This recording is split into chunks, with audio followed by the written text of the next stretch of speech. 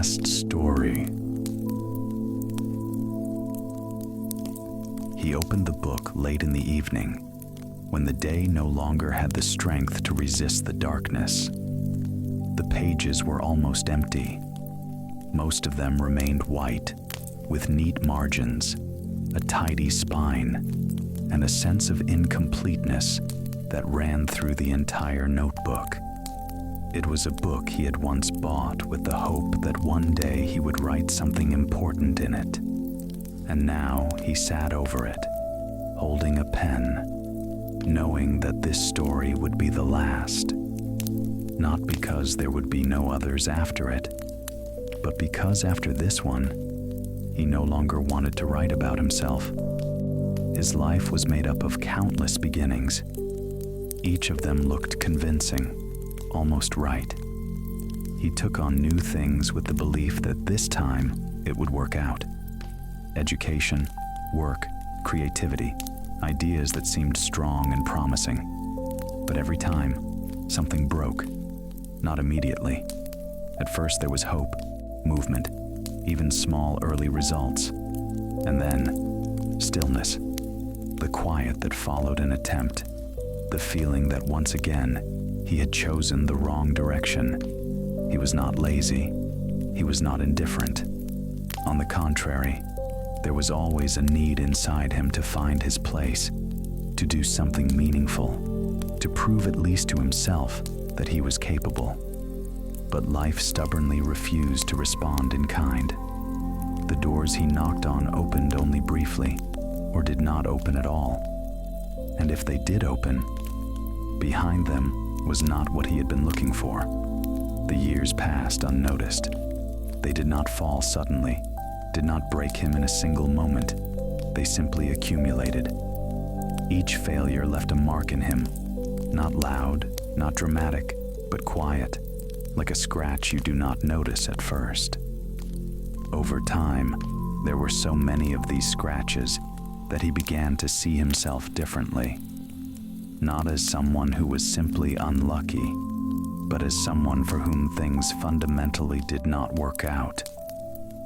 He often remembered the moments when he had been close, when it seemed that just a little more, and everything would change. Projects that almost came to life, conversations that could have led to something greater, ideas that stopped one step before becoming real. In these almosts, there was the most pain, because they proved that he had not stood still. He had been moving, just not in the right direction, or not at the right time. The book lay open in front of him on the first page. He stared at it for a long time before writing the first sentence, not because he did not know where to begin, but because he was afraid to be honest. Because if he wrote everything as it truly was, without embellishment or excuses, he would have to admit most of his life had been made up of failures, and that was exactly what made this story important. He began to write slowly, as if testing every word for strength. He did not decorate it. He did not exaggerate. He simply described the path of a young man who kept trying and kept falling. A young man who changed directions, searched for himself in different roles, and each time felt that the world did not notice his efforts. This young man was like many others. He did not have a tragic past, had not lived through anything extraordinary. His failures were ordinary, the kind that do not draw attention, but quietly drain you. His life did not look broken from the outside. It simply did not come together on the inside. There was no hero in this story in the classical sense. There was no great goal that justified everything. There was only a person who kept getting up with the thought that this time it would be different, and kept being wrong. And with each mistake, there was less confidence in him, but more experience that no one valued. As he wrote, he felt a strange calm, as if for the first time, He was not trying to prove that everything was fine, not trying to look stronger than he was. He was simply recording facts, and there was something relieving in that.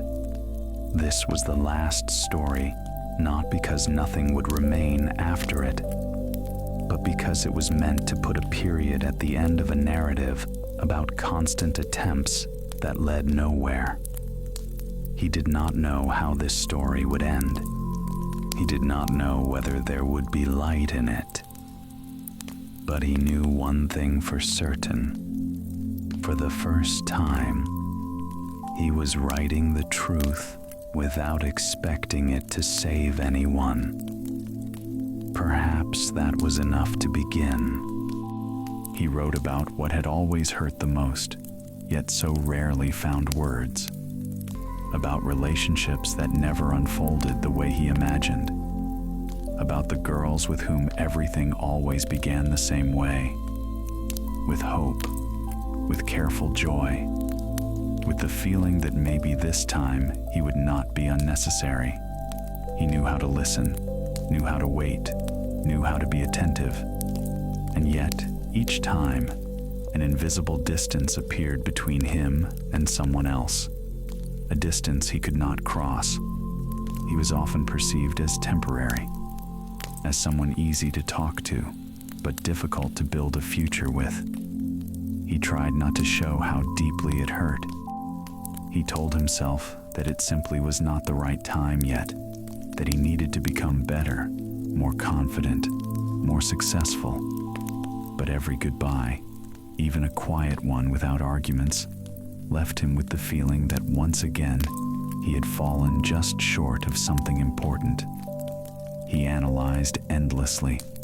He returned in his thoughts to words, glances, small moments, trying to understand exactly where everything had gone wrong. But there were no answers, only the feeling that he was living next to life, not inside it. Then he wrote about the work he had created himself, a business into which he had invested not only money, but belief. It was not just a project. It was an attempt to finally become someone who stood on his own feet. He worked a lot, often without days off, taking on more than he could carry. At first, it seemed like things were moving forward. There were first clients, first successes, first signs that he had not been mistaken. But over time, cracks began to appear. Decisions that did not work. Plans that could not withstand reality. There was always a little less money than needed, even less support. He tried to hold everything together on his own, not to show weakness, not to admit even to himself that something was going wrong. But the system he was building slowly fell apart. When the business finally stopped, there was no loud collapse, no dramatic ending. One day, he simply understood that he could not continue anymore, that his strength was exhausted, that the hope which had carried him all this time had become too thin. And once again, the quiet after an attempt. He also wrote about other ideas. There were many of them. Some appeared suddenly, others matured over years. He believed in them, saw meaning in them, a future, a chance for change. But the moment he began to bring them into reality, they seemed to lose their shape. Reality turned out to be heavier, more complicated, more indifferent. What had existed in his mind clearly and convincingly fell apart in the world into small, unconnected pieces. And each time he was left alone with the feeling that he had been wrong again. Not in the details, in the choice, in himself. It was a life of constant searching for himself, for his place, for his chance. He changed directions, tried new roles, new paths, but everywhere felt the same instability, as if there were no solid ground beneath his feet, as if every step demanded more effort from him than from others. And yet, he did not stop. not because he was strong, but because he did not know how to live otherwise. Hope for a better life never disappeared completely. It grew quieter, more cautious, but it lived. Somewhere deep inside remained the belief that all these attempts could not be meaningless, that even if he could not see the meaning now, it existed. Writing this, he was not trying to justify himself. He was not seeking sympathy. He was simply recording the path of a person who kept moving, even when he could not see the road. And perhaps it was in this continuous movement that something more important than the result existed. He finished this part with a sense of exhaustion, but also with a strange relief, as if by naming things as they were, he had finally allowed himself to be who he was, not successful, not confident, but alive and honest in his search. After he finished writing all of this, the book lay open for a long time. The pen no longer touched the paper, yet the words continued to sound within him. For the first time, he felt no need to correct anything, soften it, or explain himself. He had confessed, not to the world, not to a reader, but to himself. And in that confession, there was no defeat. There was acceptance. He realized that honesty had not broken him. On the contrary, it had lifted a weight he had carried for years. The weight of constant comparison, expectations, other people's ideas of what life should be. When he stopped lying to himself about the successes that never came, the fear of new attempts faded.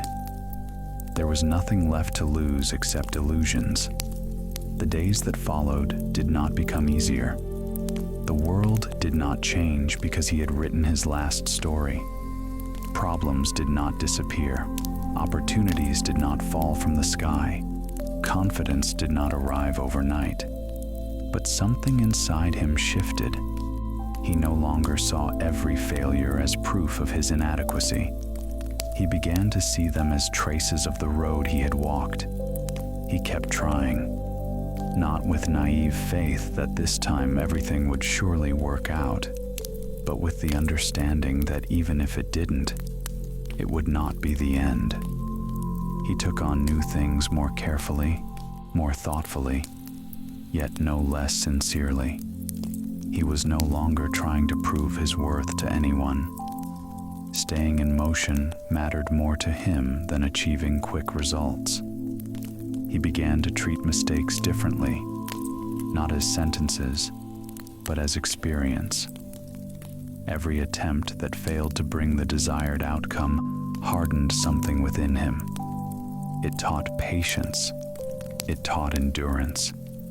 It taught him not to break where he once would have stopped for a long time. He understood that a path does not have to be straight to have meaning. There were days when it felt again as if he were standing still, when his hands dropped and doubts returned in familiar waves. But now he knew this was part of the process. That movement does not always look like progress. Sometimes it is simply the ability to get up the next morning and not abandon yourself. He no longer searched for one perfect choice that would fix everything. He accepted that life is made up of countless steps, most of which are not turning points, and yet each of them shapes a person. His failures stopped being a burden. They became the ground on which he stood, uneven, but real. At times he caught himself thinking that without all those falls, he would be different. Perhaps more confident, perhaps more successful, but likely less attentive, less sensitive, less capable of understanding the pain of others and his own. What once seemed like wasted years had, in truth, taught him to look deeper. He no longer waited for the perfect moment. He acted when he could, in small steps, without guarantees, without promises to himself. He simply did what felt important in that particular moment, and that was enough to keep moving forward. The last story did not become the conclusion of his life. It became the point from which he stopped running from himself. He did not know whether there would ever be a story of success, but he knew one thing for certain. His path was not a series of failures, but a road he continued to walk despite everything. Because failures are not the opposite of life. They are part of it.